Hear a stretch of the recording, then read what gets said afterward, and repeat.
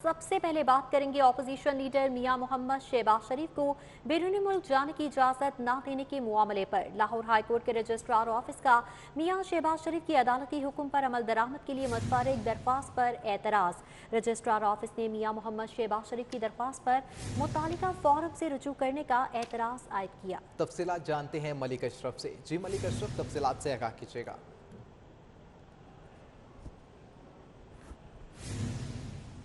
जी बिल्कुल, opposition leader मियां मोहम्मद शहबाज शरीफ की जानब से दो दरख्वास्तें दायर की गई थी।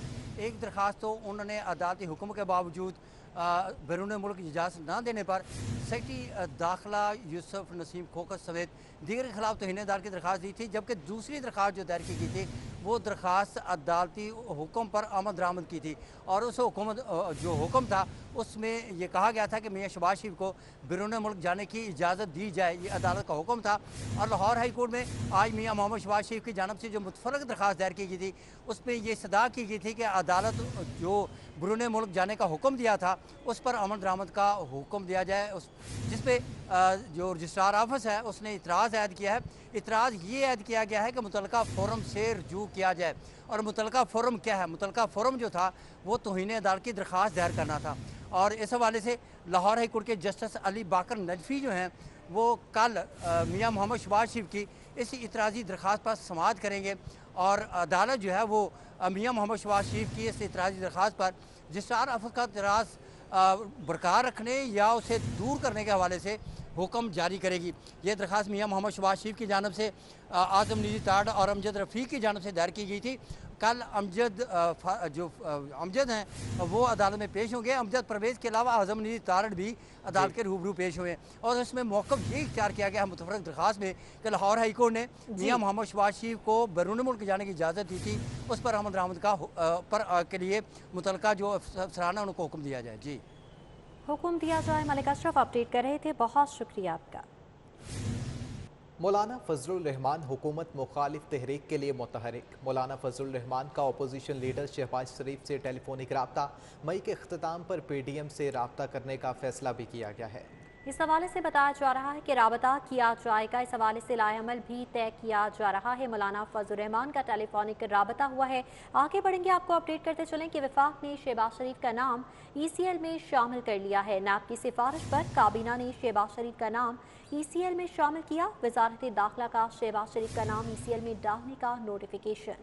वजारत दाखिला के नोटिफिकेशन के मुताबिक दाखिला ममनू कर दिया गया, जबकि शहबाज शरीफ बैरून मुल्क सफ़र करने के मिजाज भी नहीं होंगे। विफाक ने शहबाज शरीफ का नाम ECL में शामिल कर लिया है। नैब की सिफारिश पर काबीना ने शहबाज शरीफ का नाम ECL में शामिल किया है। वजारत दाखिला का शहबाज शरीफ का नाम ECL में डालने का नोटिफिकेशन भी जारी कर दिया गया। वजारत दाखिला के नोटिफिकेशन के मंदरजात भी सामने आ चुके हैं। शहबाज शरीफ बैरून मुल्क सफ़र करने के मजाज नहीं रहे। ये मतन है नोटिफिकेशन का। मौलाना फजलुर रहमान हुकूमत मुखालिफ तहरीक के लिए मुतहरिक। मौलाना फजलुर रहमान का अपोजिशन लीडर शहबाज शरीफ से टेलीफोनिक रब्ता। मई के अख्ताम पर PDM का सरबराही इजलास बुलाने पर भी इत्तफाक किया गया। टेलीफोनिक गुफ्तगू के दौरान मुल्की सियासी सूरत हाल पर मुशावरत हुई। रहनुमाओं ने एक दूसरे को ईद की मुबारकबाद दी। नेक ख्वाहिशात का इजहार किया गया, जबकि फजलुर रहमान जल्द राब्ते के बाद तारीख का ऐलान करेंगे। ज़रा की जानिब से ये बताया जा रहा है। मौलाना फजलुर रहमान हुकूमत मुखालिफ तहरीक के लिए एक बार फिर से मुतहरिक हो चुके हैं। आगे बढ़ेंगे, आपको खबर दें कि वज़ीर आला पंजाब सरदार उस्मान बुज़दार से अरकान कौमी और सूबाई असम्बली की मुलाकात। तरक्याती मनसूबों पर पेशरफ्त और फलाह आमा की नई स्कीमों पर गुफ्तगू की गई। मुलाकात में अवामी मसाइल के हल के हवाले से बातचीत भी की गई। वज़ीर आला ने मसाइल के हल के लिए मौके पर अहकाम जारी किए, जबकि दूसरी जानिब शहबाज अहमद, तलत फातिमा नकवी और टिकट होल्डर्स शौकत बसरा भी शामिल थे। मुलाकातें की जा रही हैं। वज़ीर आला उस्मान बुज़दार से अरकान कौमी और सूबाई असम्बली की मुलाकातें हुई। तरक्याती मनसूबों पर पेशरफ्त की गई।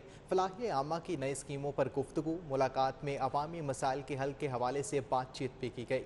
वज़ीर आला ने मसाइल के हल के लिए मौके पर अहकाम भी जारी किए। शनीला रूत, अहमद खान, रजा हुसैन बुखारी, अमीन जुल्करनैन भी इस मुलाकात में मौजूद रहे। आपको बताएं, सूबाई वज़ीर आबाशी मोहसिन लगारी इस वक्त प्रेस कॉन्फ्रेंस कर रहे हैं। समझाने की कोशिश करता हूँ सिंपल तरीके में। जहाँ पे भी आप लोग रहते होंगे वहाँ पे आपको म्यूनसिपैलिटी है, आपकी सोसाइटी है, अपने कुछ है, जो भी चीज़ है वो आपको कुछ घंटों के लिए पानी देती है। आप उस पानी को स्टोर करते हैं टैंक के अंदर और फिर उसको आप 24 घंटे इस्तेमाल करते हैं। इसी तरह कुदरत जो है पाकिस्तान को इन अभी अभी स्नो मेल्ट आएगा, ग्लेशियर मेल्ट आएगा, मानसून आएगा, तो हमारा तकरीबन 85% पानी इन चंद महीनों में आना है। इसको अगर हम जमा करेंगे कहीं तो फिर इसको हम सारा साल इस्तेमाल करेंगे, जैसे कि हम अपने घर के पानी की टैंकी को इस्तेमाल करते हैं। तो जितना ज़्यादा हमारे पास टैंकी में पानी जमा होगा उतना ज़्यादा हम घर में उसको इस्तेमाल कर सकेंगे। हमारे जो रेजरवॉयर्स हैं वो आहिस्ता आहिस्ता उनके अंदर सिल्ट अप होते जा रहे हैं और हम अपने रेजरवॉयर्स की स्टोरेज कैपेसिटी हमारी कम हो गई है। 1960s में बने थे ये, तो तकरीबन अब 50-60 साल हो गए इस चीज़ को। आगे हम इसको हमने नए रेजरवॉयर्स नहीं बनाए और हमारी स्टोरेज कैपेसिटी तकरीबन 1/3 जो है वो कम हो गई है। जैसे जैसे आबादी बढ़ रही है हमारी पानी की डिमांड्स उसी तरह से बढ़ रही हैं। हमारी पीने के पानी की डिमांड, हमारी इंडस्ट्री की डिमांड, हमारी ज़राअत की डिमांड बढ़ रही है और जो चीज़ हमने तकसीम करनी है वो नहीं बढ़ सूबाई रही। वज़ीर आबादी मोहसिन खान लगारी न्यूज़ कॉन्फ्रेंस कर रहे थे। आगे बढ़ेंगे, अफसोसनाक खबर शामिल करेंगे। जोहर टाउन के इलाके में ट्रैफिक हादसा पेश आया है। शौकत खानम के करीब तेज रफ्तार कार ने दूसरी कार को टक्कर मार दी। टक्कर मारने वाली कार बेकाबू होकर फुटपाथ से जा टकराई, जबकि हादसे में कार सवार और 2 अफराद मामूली जख्मी हुए। हादसे के बायस ट्रैफिक का बहाव मुतासिर रहा। अफसोसनाक खबर है जोहर टाउन से, जहां पर ट्रैफिक हादसा रूनुमा हुआ। शौकत खानम के करीब तेज रफ्तार कार ने दूसरी कार को टक्कर मार दी। टक्कर मारने वाली कार बेकाबू होकर फुटपाथ से टकरा गई। तफसीलात जानते हैं वकास अहमद से। जी वकास, आगाह कीजिएगा। जी, ये जोहर टाउन के इलाके में हादसा पेश आया है, जहाँ पर अल्लाह चौक की तरफ आने वाली जो तेज रफ्तार कार थी उसने आगे आने वाली कार को टक्कर मार दी, जिससे कार पे काबू कर खुद फुटपाथ से टकरा दी। जबकि जिस छोटी गाड़ी को टक्कर मारी गई थी वो भी उससे जो है वो उससे टूट फूट का शिकार हुई। पुलिस का कहना है कि इस हादसे में 2 कार जो कार में सवार थे वो मामूली जख्मी हुए थे। ताहम ट्रैफिक का बहाव बुरी तरह मुतासर हुआ, जिन्हें ट्रैफिक वार्डन जो है वो बरकरार रखने की कोशिश कर रहे हैं। ठीक है वकास अहमद, बहुत शुक्रिया आपका। हादसे में कार सवार 2 अफराद मामूली जख्मी हुए हैं। ये बताया जा रहा है कि हादसा तेज रफ्तारी की वजह से पेश आया। टक्कर मारने वाली कार बेकाबू होकर दूसरी कार से जा टकराई। पंजाब हुकूमत के तरक्याती बजट इस्तेमाल कम, जबकि गैर तरक्याती अखराजात में इजाफा रहा।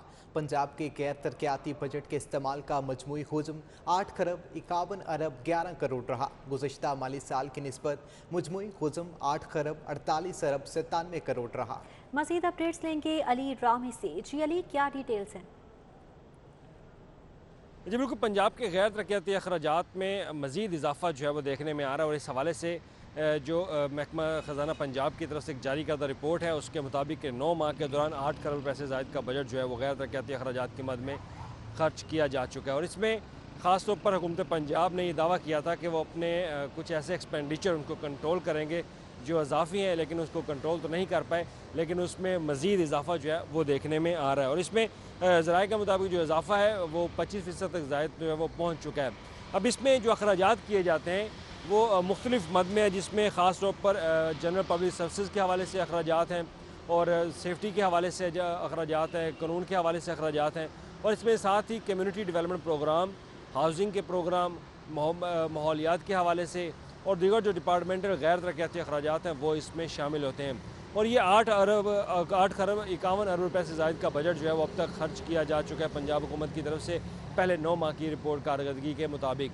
अब इसमें जो नए बजट का आने वाला है उसमें बजट में भी मज़ीद इसका इजाफा जो है वो देखने में आएगा कि आइंदा माली साल में ये जारी जो गैर तरक्याती अखराजात हैं उसमें मज़ीद इजाफा जो है वो भी मुमकिन हो सकता है।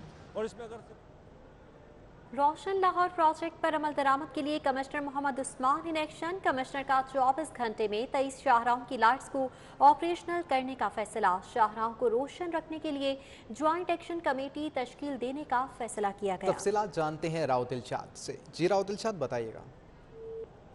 लाहौर शहर की स्ट्रीट लाइट्स जो कि मजमूई तौर पर अगर बात की जाए तो 2,14,000 से ज़ायद लाहौर शहर की सड़कों के पॉइंट्स हैं। 23 मरकज़ी शाहराएँ हैं जिनको मुतअद्दिद बार मॉडल शाहराएँ करार दिया गया और इनकी 100% लाइट्स को लिट करने का फ़ैसला किया गया, लेकिन ऐसा मुमकिन नहीं हुआ। मैक्सिमम जो अब तक की जो लिटिंग की रिपोर्ट है उसके मुताबिक 90% तक गए हैं, लेकिन आज कमिश्नर और कैप्टन टाइड मोहम्मद उस्मान ने इस पर तफसीली मीटिंग की, ब्रीफिंग दी गई MCL हुकाम की जानिब से।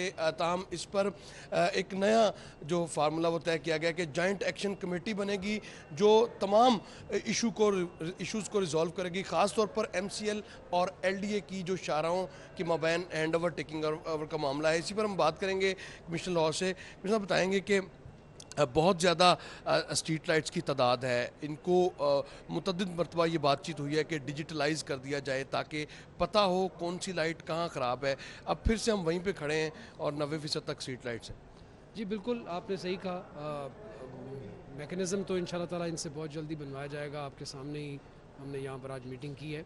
इसमें ये बात सैंपल के तौर पर सामने आई कि माल रोड के ऊपर हमने ऑलरेडी तय किया था कि हम इस तरह का एक सैंपल बनाएंगे।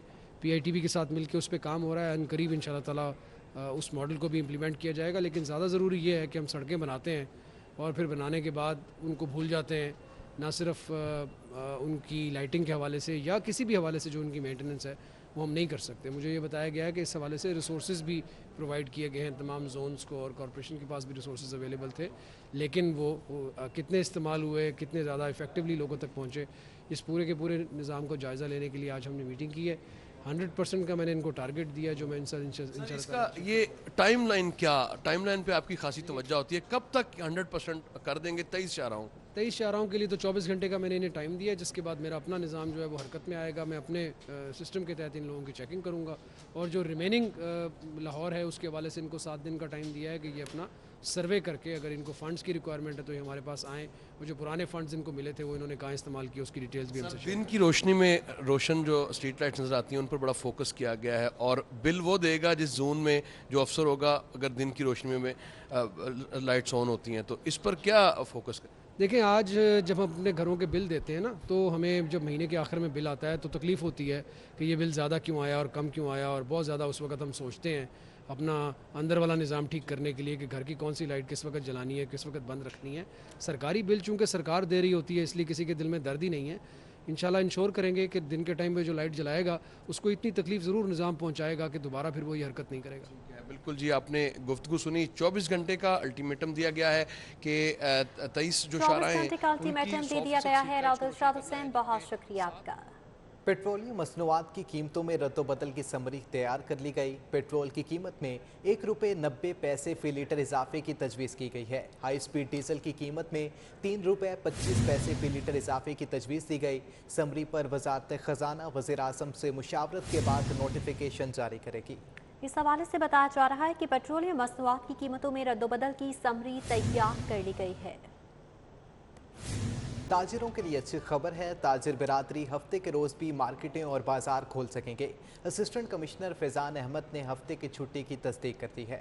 इस हवाले से आपको बताते चलें कि ताजिरों के लिए अच्छी खबर सामने आ गई है और बरोज़ हफ्ता भी अब मार्केटें और दुकानें खुली रखी जा सकेंगी। अपडेट्स देंगे शहजाद खान अब्दाली से। शहजाद खान, बताइएगा इस फैसले के बाद ताजिर बरादरी का क्या रद्द-ए-अमल है? ईद उल फितर की छुट्टियों के बाद आज शहर की छोटी बड़ी तमाम मार्केटें और बाज़ार खुल गए हैं। पंजाब हुकूमत की जानिब से औकात कारोबार 2 घंटे बढ़ा दिए गए हैं। ताजिर बरादरी अब रात 8 बजे तक मार्केटें और बाज़ार खोल सकती है। इसके अलावा जो हफ्ते की छुट्टी है जिसके हवाले से ताजिर बरादरी के जहन में एक अवाम पाया जा रहा था, वो भी इसी सिटी की जानिब से दूर कर दिया गया है। हफ्ते के रोज़ भी ताजिर बरादरी अपना कारोबार जारी और सारी रखेगी। इस वक्त हम अनारकली बाज़ार में मौजूद हैं। अनारकली बाज़ार, बानो बाज़ार और दीगर मार्केटों के सीनियर अहदेदार हमारे साथ मौजूद हैं, उनसे हम इस हवाले से बात करते हैं। ऐसा थोड़ा आगे आ जाइएगा। अस्सलाम वालेकुम जी। वालेकुम अस्सलाम। फरमाइएगा, हफ्ते की छुट्टी ख़त्म हो गई है, 2 घंटे मज़ीद गवर्नमेंट ने बढ़ा दी है, अब तो खुश हैं आप लोग? जी अल्हम्दुलिल्लाह। देखें, देर आए दुरुस्त आए। हमने ये तजवीज़ जो है वो पहले ही दे दी थी कि 8 बजे का टाइम होना चाहिए और हफ्ते की छुट्टी नहीं होनी चाहिए। देखें, जब कम टाइम होता है तो लोग जो है ना ज़्यादा हो जाते हैं, रश हो जाता है, उससे कोरोना का ख़तरात ज़्यादा हो जाते हैं। अब ये अच्छा टाइम है, टाइम भी 8 बजे कर दिया है, हफ्ते की छुट्टी भी कर दी है। गवर्नमेंट का अच्छा एहसन इक़दाम है, हम इसको अप्रिशिएट करते हैं। दूसरा, अपने ताजर बरादरी को भी ये कहेंगे कि SOPs पर मुकम्मल अमल दरामद करें। ये अभी ख़त्म नहीं हुआ, हमारे लिए ये सहूलत है, इसको हम अवेल करना चाहिए, फ़ायदा उठाना चाहिए। जो ताजर रहनुमा हैं उनकी जानब से ये अपील की जा रही है कि अगर हुकूमत ने जो अपॉर्चुनिटी ताजर बरादरी चाहती थी वो उनको दी है, लेकिन महकमा औकाफ ने मज़ारात की बंदिश में तौसी का नोटिफिकेशन जारी कर दिया है। हेल्थ डिपार्टमेंट के अहकामात की रोशनी में नोटिफिकेशन जारी किया गया। शहर समेत दीगर अजला में मज़ारात और दरबार बंद रहेंगे। 30 मई तक मज़ारात को बंद रखा जाएगा। नोटिफिकेशन भी जारी कर दिया गया।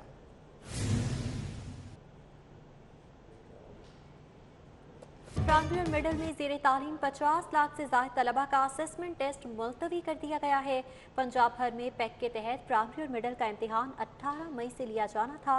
लाहौर में 2 लाख से ज़ायद मुंतखब तलबा से इम्तिहान लिया जाना था। असेसमेंट टेस्ट पंजाब भर में सिर्फ मुंतखब बच्चों का लिया जाना था। पैक ने असेसमेंट टेस्ट के लिए 1 जून की तारीख दे दी।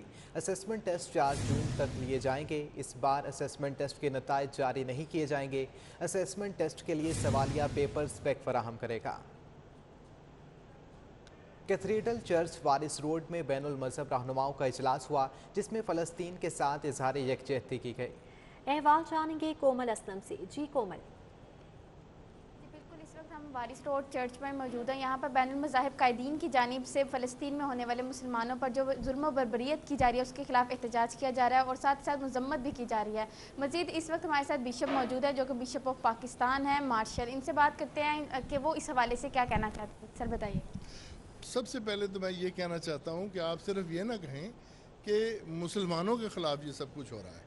फ़लस्तीन में मसीही भी बसते हैं, ये मुसलमानों और मसीहियों दोनों पर ये दुख की घड़ी है। हम इसलिए मुसलमान दोस्तों के साथ मिलकर हम इस बात को कंडेम करते हैं और इस बात का ऐलान करते हैं कि ये सिलसिला ख़त्म होना चाहिए।